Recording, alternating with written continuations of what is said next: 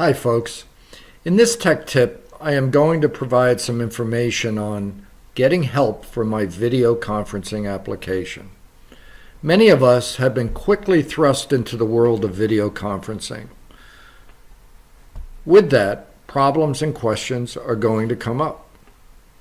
I'm also trying to provide this information in a form that allows you to think about using the general techniques we will discuss for getting help on any application. I just happen to be focusing on video conferencing applications here because this is what we're using a lot of right now. In this age of coronavirus, most of us have retreated to our homes to shelter in place and socially distant. In order to continue working, to go to school, to teach school, and to communicate with friends and family, many of us have started using video conferencing applications. Some popular conferencing tools are Zoom, Google Duo, Facebook Messenger, FaceTime, WebEx, GoToMeeting, to name just a few. I've been working with people on setting up and using Zoom and Google Duo on various devices.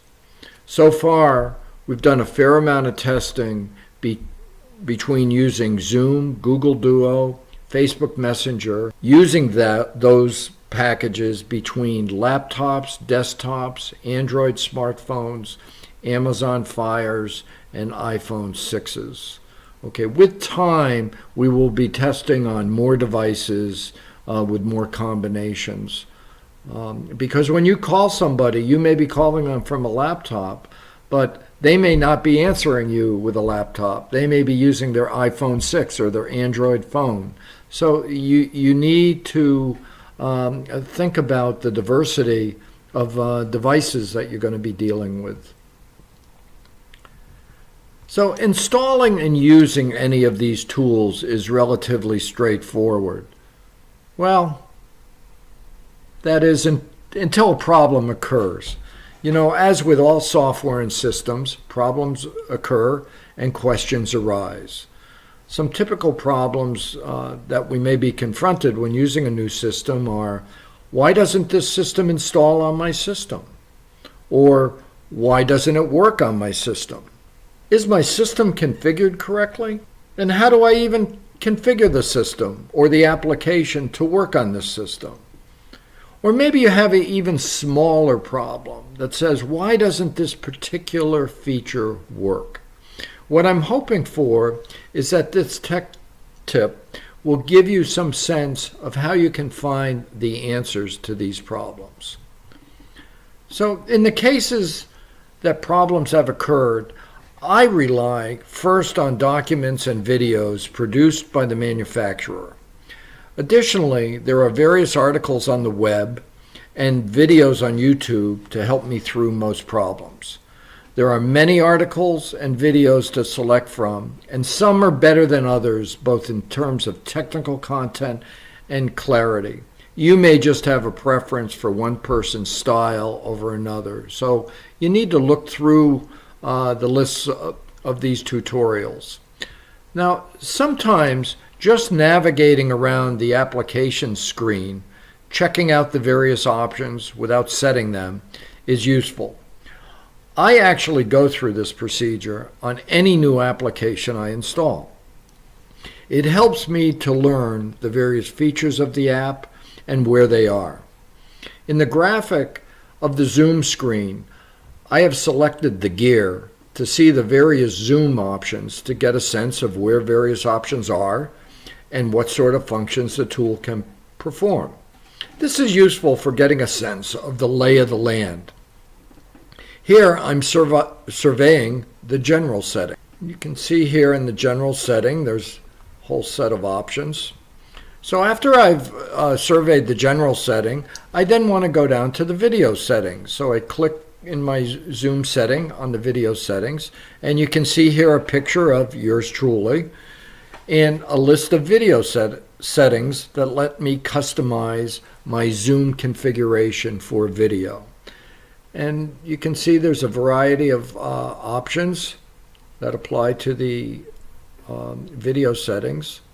And then I will just proceed down this entire list of settings, going through each option just to get a sense of where things are.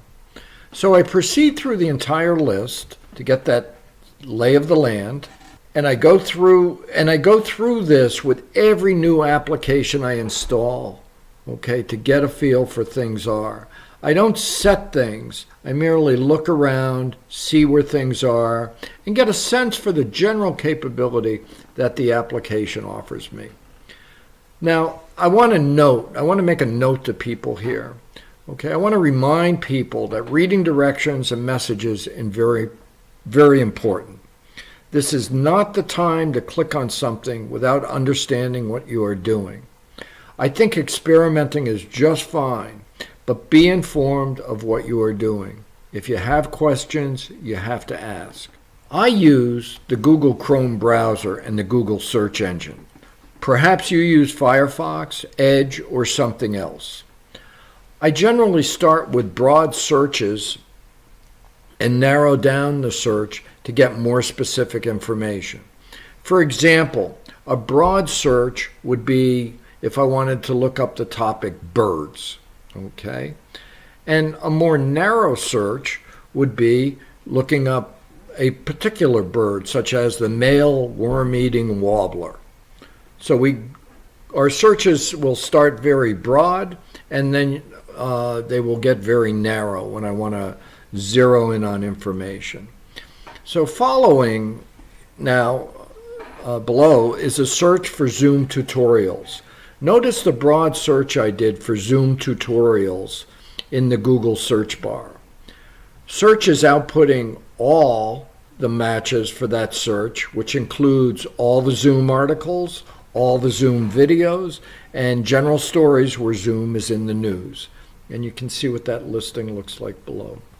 If I am only concerned with seeing Zoom tutorial videos, I would press the videos in the Google search media selection.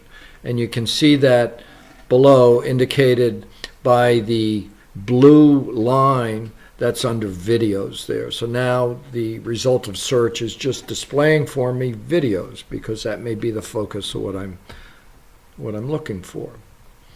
Now, you can input similar searches to find information on any topic you want, such as Google Duo, FaceTime, Facebook Messenger, GoToMeeting, WebEx, or whatever tool you want information on. For example, if you want help for Google Duo, change the Google search bar to Google Duo tutorials. And you can see on the search below what that will yield. So experiment with how you formulate your search strings. You can broaden your search strings to get general information on the topic, and you can add specificity to your search to get more targeted information. Now, when you're searching, careful as we go. It can sometimes be tricky knowing what link to press to select a video or article. Which links are safe? Which should I stay away from? Here's what I do. I usually limit my selection to using what comes up on the first search page. I always start with the manufacturer's help or tutorial videos. Sometimes that is available from within the application, but you can also access this from your general search engine as well. If I don't want to use a manufacturer's document, I then look at videos and articles from universities and sites I am familiar with on the web. I realize we all have different levels of familiarity with what we are looking at, so go slow and look at what you are clicking on. Another thing I look at the date of the article. You always want to have some sense of when the article was written, or is that date referring to when it's published? So just be mindful of that. Always follow your safe internet surfing practices. Scan over the links you are considering to use to see if the expansion looks legitimate. This isn't a perfect technique, but you must apply some due diligence to what you are selecting. If you are not comfortable clicking on something, seek out help or a second opinion from a trusted source before clicking.